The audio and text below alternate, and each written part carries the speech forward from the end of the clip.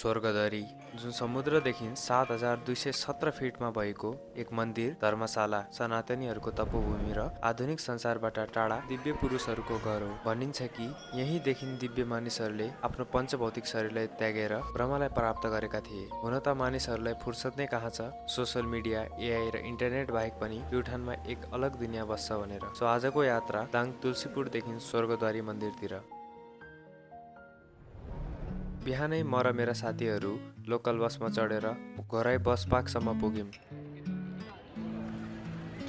Bus park सुनसान थियो, तर हामीलाई प्रभु स्वर्गद्वारीको दर्शन नपाइकन त फर्किनु नै थिएन।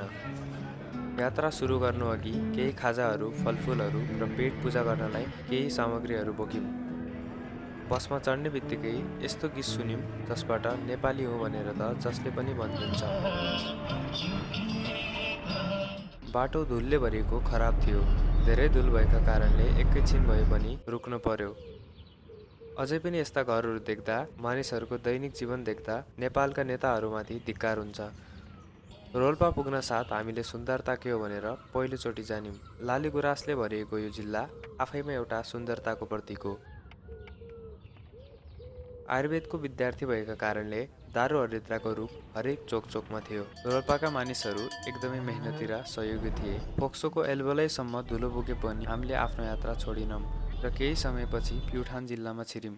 बसबाटै स्वर्गद्वारी मन्दिरको गेटको दर्शन गर्न पाइयो। सिडी हेर्दा पहिला त धेरै डर लाग्यो, तर सम्झिँदा स्वर्गद्वारी मन्दिरको नाम स्वर्गद्वारी किन हो भन्ने थाहा पाइयो।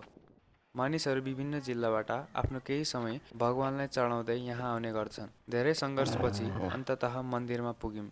मन्दिरमा पुग्ने बित्तिकै एउटा अनौठो महसुस भयो। त्यो अनुभव र महसुस घरमा बसेर फोन चलाउँदा पक्कै नै आउँदैन।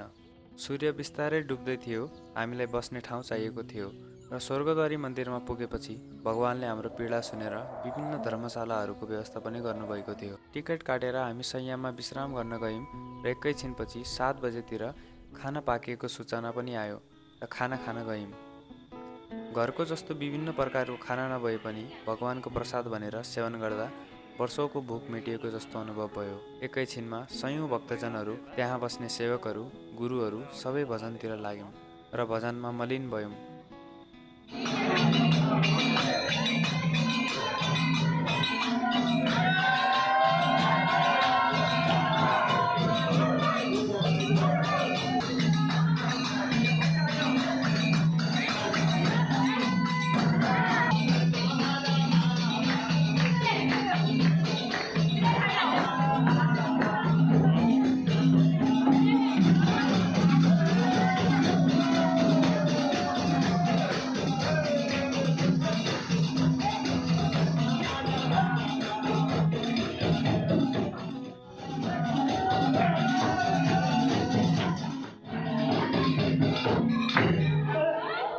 सन्ध्याकाल समाप्त भएका कारणले बिहानै उठेर पूजा गर्ने निर्णय गर्यौँ।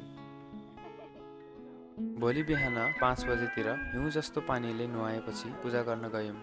विभिन्न भक्तजनहरूले पूजा गरे र मैले पनि गरेँ।